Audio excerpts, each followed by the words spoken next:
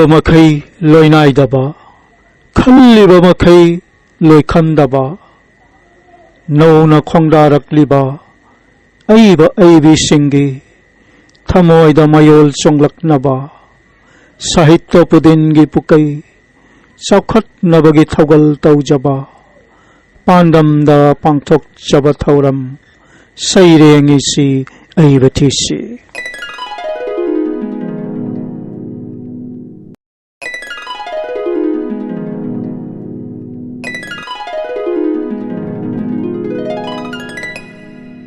अहानबा मक्तदा नोंथमम कोमोल हागना मियामगी मफमदा खुरमजरी चटकिबा मे थागी नोंसिंग निपान लिसिंग अनिगा कुनगा निथोय इंग नोमाइजिंगी याइफरबा पुंफमदा लमदम मसिगी मालय मसिगी ओजासिंग अमदी अइबा अइबी सिंगना इरिबा सैरेंग सिंग असिदगी खरतंग लखचरगा सैरेंग इसी अइबा थिसी हाइना मिंगथोलबा सैरेंग पाथोपगी थौरम ममा मियामगी मफमदा खुदोल तमजबगी थौरम हौदोकसखरे थौरम मसे मरु ओइना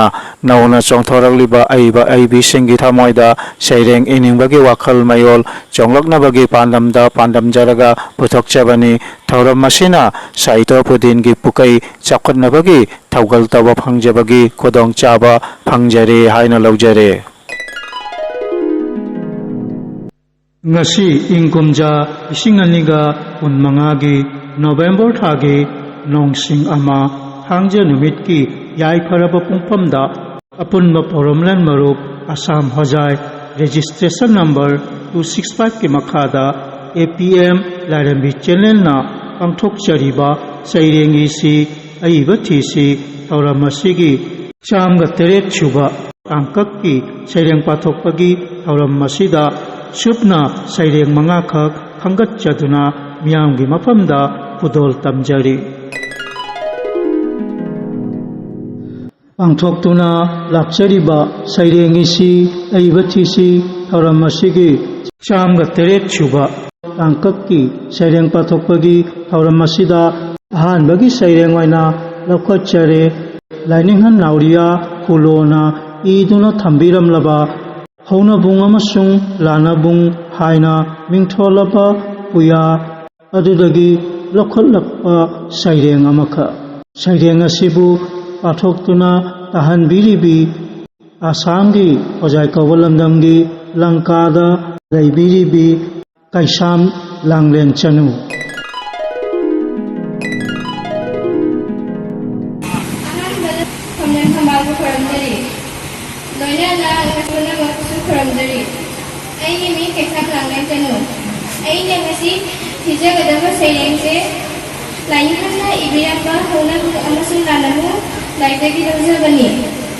Asal gauri semayang lakti gani,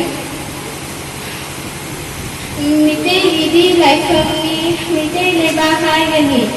sangju si dia koram jai hana nisingje, lain sembel lepak ni, ipa itu hukum ni, ipa itu satham ni, apok pagi lekor ni,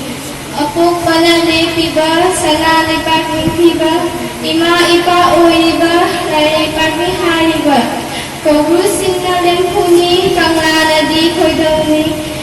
toda sana tengoni hite kawa oibani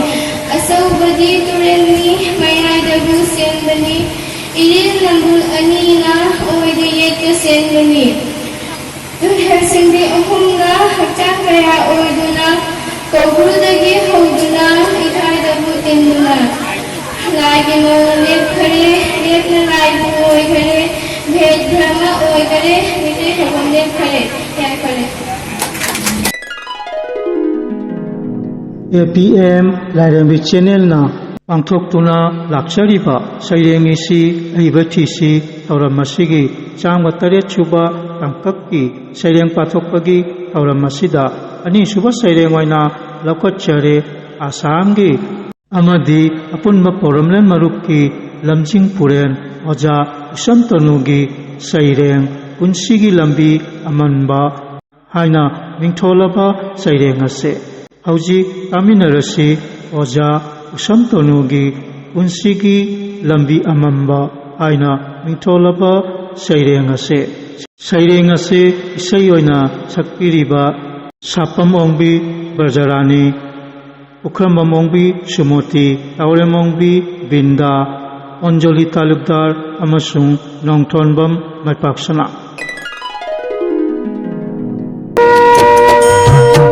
Punsigi lambi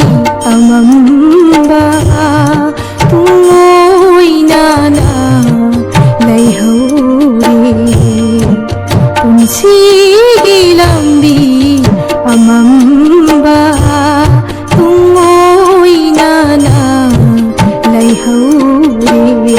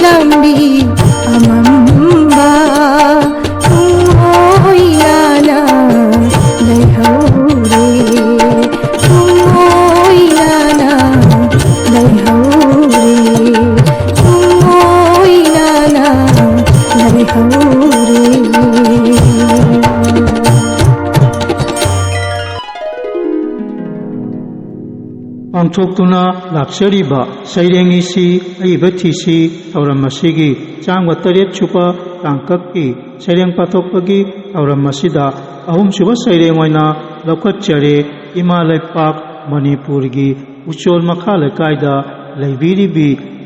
ꯑꯣꯖꯥꯅꯤ ꯂꯧꯀ꯭ꯔꯥꯛꯄꯝ ꯏꯕꯦꯇꯣꯝꯕꯤꯒꯤ ꯁꯩꯔꯦꯡ ꯀꯪꯂꯩ ꯏꯄꯥꯛ ꯍꯥꯏꯅ ꯃꯤꯡꯊꯣꯜꯂꯕ ꯁꯩꯔꯦꯡ ꯑꯁꯤ ꯍꯧꯖꯤꯛ ꯇꯥꯃꯤꯟꯅꯔꯁꯤ ꯑꯣꯖꯥꯅꯤ ꯃꯁꯥꯃꯛꯀꯤ ꯈꯣꯟꯊꯣꯛꯇ ꯀꯪꯂꯩ ꯏꯄꯥꯛ ꯍꯥꯏꯅ ꯃꯤꯡꯊꯣꯜꯂꯕ ꯁꯩꯔꯦꯡ ꯑꯁꯤ ABM ꯂꯥꯏꯔꯦꯝꯕꯤ ꯆꯦꯅꯦꯡꯕꯨ ꯇꯥꯕꯤꯔꯤꯕ ꯈ꯭ꯋꯥꯏꯈꯤꯕꯤꯄꯨ ꯇꯔꯥꯝꯅ ꯑꯣꯛꯆꯔꯤ ꯑꯩꯒꯤ ꯁꯩꯔꯦꯡ ꯀꯪꯂꯩ ꯏꯄꯥꯛ ꯍꯣꯜꯂꯤ ꯑꯩꯁꯨ ꯄꯨꯟꯁꯤ ꯍꯤꯅꯥꯎ ꯇꯤꯜꯂꯨꯔꯕꯗ ꯀꯪꯂꯩ ꯏꯄꯥꯛꯁꯤꯗ ꯀꯜꯂꯕ ꯏꯊꯛ ꯏꯄꯣꯝ ꯑꯈꯥꯛ ꯑꯔꯥꯎ ꯅꯣꯡꯂꯩ ꯅꯨꯡꯁꯤꯠ ꯃꯔꯛꯁꯤꯗ ꯄꯨꯟꯁꯤ ꯆꯦꯟꯖꯦꯟꯅ ꯂꯣꯏꯗ꯭ꯔꯤꯉꯩ ꯀꯣꯔꯣꯅꯥ ꯃꯥꯂꯦꯝ ꯃꯝꯗ꯭ꯔꯤꯉꯩ ꯍꯣꯜꯂꯤ ꯑꯩꯁꯨ ꯄꯨꯟꯁꯤ ꯍꯤꯅꯥꯎ ꯇꯤꯜꯂꯨꯔꯕꯗ ꯄꯥꯛꯂꯕ ꯏꯄꯥꯛꯁꯤꯗ ꯀꯅꯥꯅ ꯁꯛꯂꯤ ꯊꯨꯡꯅꯕꯒꯤ ꯑꯋꯥꯕꯒꯤ ꯇꯦꯟꯊꯥꯔꯤ ꯅꯨꯡꯁꯤꯔꯕ ꯁꯨꯔꯒꯤ ꯁꯩꯍꯦꯛꯇ ꯃꯣꯔꯦꯜꯒꯤ ꯇꯥꯟꯊꯥꯒ ꯆꯥꯟꯅꯅ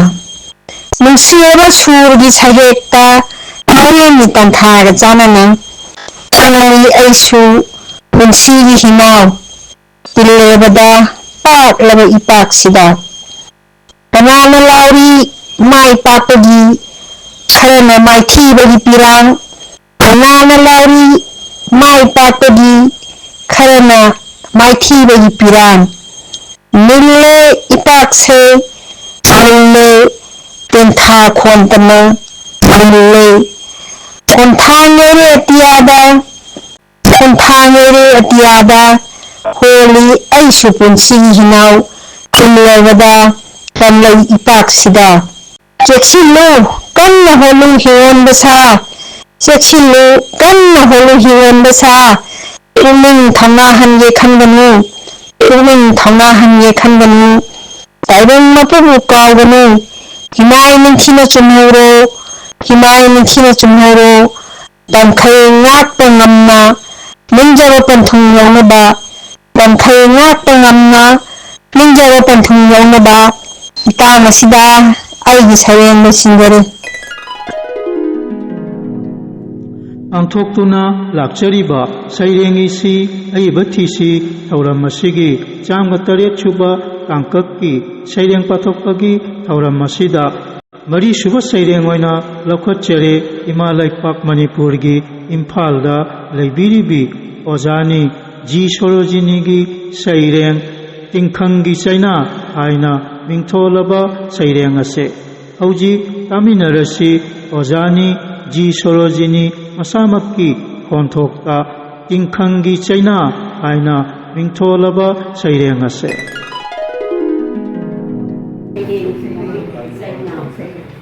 ꯄꯨꯟꯁꯤꯒꯤ ꯈꯣꯡꯊꯥꯡ ꯂꯨꯕꯅꯤ ꯇꯔꯥꯏ ꯇꯔꯥꯏ ꯈꯟꯒꯅꯤ ꯇꯤꯡꯈꯪ ꯇꯤꯡꯍꯧꯇꯅ ꯈꯟꯒꯅꯤ ꯍꯦ ꯃꯤꯑꯣꯏ ꯇꯤꯡꯈꯪꯅꯕꯨ ꯌꯨꯈ꯭ꯔꯕꯗꯤ ꯐꯪꯒꯅꯤ ꯇꯤꯡꯈꯪꯒꯤ ꯆꯩꯅꯥ ꯍꯟꯗꯣꯛꯅꯕ ꯍꯣꯠꯅꯕꯁꯨ ꯋꯥꯕꯅꯤ ꯍꯟꯗꯣꯛꯂꯕꯁꯨ ꯂꯩꯍꯧꯒꯅꯤ ꯇꯤꯡꯈꯪꯒꯤ ꯆꯩꯅꯥ ꯑꯌꯨꯕ ꯈꯛꯇꯅ ꯈꯪꯒꯅꯤ ꯇꯤꯡꯈꯪꯒꯤ ꯆꯩꯅꯥ ꯌꯨꯗꯕꯅ ꯈꯪꯂꯣꯏꯗꯣ ꯇꯤꯡꯈꯪꯒꯤ ꯆꯩꯅꯥ ꯃꯇꯝꯒꯤ ꯇꯨꯡꯏꯟ ꯌꯥꯎꯗꯕꯁꯨ ꯃꯌꯥꯗꯤ ꯄꯨꯡꯂꯣꯟ ꯖꯒꯣꯏ ꯁꯥꯒꯅꯤ ꯁꯩꯁꯛ ꯁꯩꯍꯦꯛ ꯌꯥꯎꯒꯅꯤ ꯑꯗꯨꯕꯨ ꯆꯠꯂꯨ ꯆꯦꯛꯁꯤꯟꯅ ꯆꯠꯂꯨ ꯄꯨꯟꯁꯤꯒꯤ ꯈꯣꯡꯊꯥꯡ ꯂꯨꯕꯅꯤ ꯇꯤꯡꯈꯪ ꯇꯨꯝꯍꯧꯇꯅ ꯊꯟꯒꯅꯤ ꯇꯤꯡꯈꯪꯅꯕꯨ ꯌꯨꯈ꯭ꯔꯕꯗꯤ ꯐꯪꯒꯅꯤ ꯇꯤꯡꯈꯪꯒꯤ ꯆꯩꯅꯥ ꯀꯥꯎꯒꯅꯤ ꯍꯦ ꯃꯤꯑꯣꯏꯕ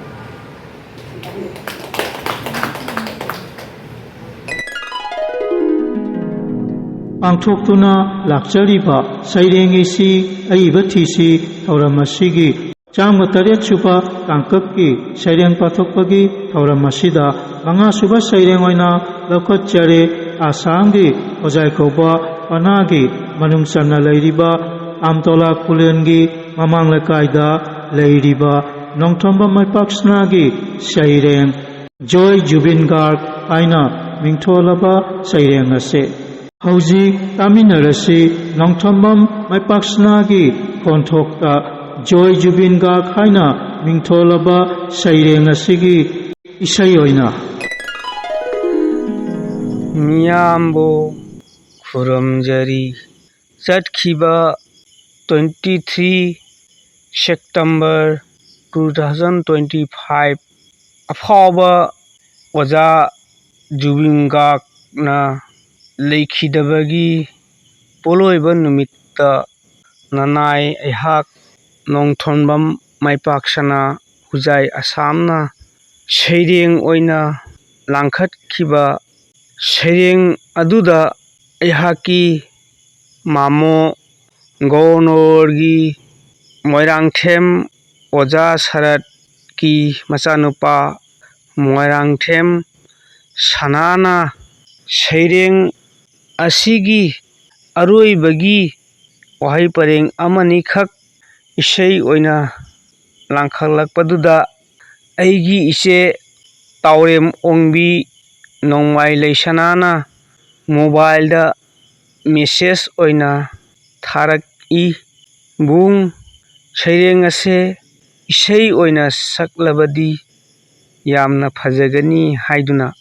ꯃꯔꯝ ꯑꯗꯨꯅ ꯅꯅꯥꯏꯅ ꯏꯖꯈꯤꯕ ꯖꯣꯏ ꯖꯨꯕꯤꯟ ꯒꯥꯔꯛ ꯀꯧꯕ ꯁꯩꯔꯦꯡ ꯑꯁꯤꯕꯨ ꯏꯁꯩ ꯁꯩꯍꯦꯛ ꯍꯥꯞꯂꯒ ꯏꯁꯩ ꯑꯣꯏꯅ ꯃꯤꯌꯥꯝꯒꯤ ꯃꯐꯝꯗ ꯈꯨꯗꯣꯜ ꯇꯝꯖꯒꯦ꯫ ꯃꯁꯤꯗ ꯀꯅꯥꯒꯨꯝꯕ ꯀꯅꯥꯒꯨꯝꯕꯤ ꯑꯃꯒꯤ ꯁꯩꯍꯦꯛ ꯁꯩꯗꯥ ꯌꯥꯎꯔꯕꯁꯨ ꯅꯅꯥꯏꯕꯨ ꯉꯥꯛꯄꯤꯒꯅꯤ꯫ ꯍꯧꯖꯔꯒꯦ꯫ ꯖꯣꯏ ꯖꯨꯕꯤꯟ ꯒꯥꯔꯛ ꯆꯠꯂꯕꯔ ꯅꯪꯕꯨ ꯑꯩꯈꯣꯏꯕꯨ ꯊꯥꯗꯣꯛꯇꯨꯅ ꯍꯜꯂꯛꯂꯔꯣꯏꯗꯕ ꯂꯝꯕꯤꯗꯨꯗ ꯀꯥꯎꯔꯔꯣꯏꯗꯕ ꯏꯁꯩꯁꯤꯡ ꯃꯤꯌꯥꯝꯒꯤ ꯁꯤꯡꯂꯤꯗ ꯏ ꯑꯣꯏꯅ ꯆꯦꯟꯅꯔꯤ, ꯃꯤꯌꯥꯝꯒꯤ ꯁꯤꯡꯂꯤꯗ ꯏ ꯑꯣꯏꯅ ꯆꯦꯟꯅꯔꯤ꯫ ꯖꯣꯏ ꯖꯨꯕꯤꯟ ꯒꯥꯔꯛ ꯂꯥꯛꯂꯔꯣꯏ ꯖꯨꯕꯤꯟꯒꯨꯝ ꯄꯨꯛꯆꯦꯜ ꯆꯥꯎꯕ ꯃꯍꯥꯛꯇꯣ, ꯃꯤꯅꯨꯡꯁꯤ ꯆꯦꯟꯕ ꯁꯩꯁꯛꯄꯗꯣ꯫ ꯂꯥꯛꯂꯔꯣꯏ ꯖꯨꯕꯤꯟꯒꯨꯝ ꯄꯨꯛꯆꯦꯜ ꯆꯥꯎꯕ ꯃꯍꯥꯛꯇꯣ, ꯃꯤꯅꯨꯡꯁꯤ ꯆꯦꯟꯕ ꯁꯩꯁꯛꯄꯗꯣ꯫ ꯋꯥꯋꯥꯅꯤꯜꯂꯦ ꯃꯥꯂꯦꯝꯁꯦ, ꯐꯨꯝꯂꯣꯝꯂꯦ ꯄꯥꯎꯈꯣꯝꯁꯦ, ꯅꯨꯡꯁꯤꯔ ꯈꯣꯟꯖꯦꯜꯒꯤ ꯁꯩꯁꯛꯅ, ꯅꯨꯡꯁꯤꯔ ꯈꯣꯟꯖꯦꯜꯒꯤ ꯁꯩꯁꯛꯅ꯫ ꯖꯣꯏ ꯖꯨꯕꯤꯟ ꯒꯥꯔꯛ ꯃꯩꯔꯥ ꯈꯨꯠꯇ ꯄꯥꯏꯅꯔꯗꯨꯅ ꯅꯣꯡꯉꯥꯏꯇ ꯈꯣꯡꯊꯥꯡ ꯊꯥꯡꯅꯗꯨꯅ ꯂꯝꯕꯤ ꯊꯨꯡꯅ ꯀꯣꯏꯅꯔꯤ, ꯃꯩꯔꯥ ꯈꯨꯠꯇ ꯄꯥꯏꯅꯔꯗꯨꯅ ꯅꯣꯡꯉꯥꯏꯇ ꯈꯣꯡꯊꯥꯡ ꯊꯥꯡꯅꯗꯨꯅ ꯂꯝꯕꯤ ꯊꯨꯡꯅ ꯀꯣꯏꯅꯔꯤ, ꯃꯤꯠꯇ ꯏꯔꯪ ꯆꯦꯟꯅꯗꯨꯅ ꯂꯩꯔꯥꯡ ꯂꯩꯍꯨꯝ ꯇꯧꯅꯗꯨꯅ ꯈꯣꯟꯖꯦꯜ ꯍꯧꯅ ꯍꯧꯅ ꯂꯥꯎꯅꯔꯤ, ꯈꯣꯟꯖꯦꯜ ꯍꯧꯅ ꯍꯧꯅ ꯂꯥꯎꯅꯔꯤ꯫ ꯖꯣꯏ जुबिन गार्ग जुबिन गार्ग अमर रहे जुबिन गार्गना याइफरे